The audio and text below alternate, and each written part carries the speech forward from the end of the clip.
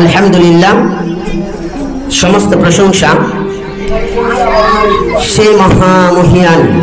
রব্বুল আলামিনের জন্য, রব্বে করিমের জন্য, যে রব্বে করিম অনেক ভালোবেসে মায়া করে মহব্বত করে, যাকে সৃষ্টি না করলে জগতের সৃষ্টি হতো না, এমন এক মহামানব,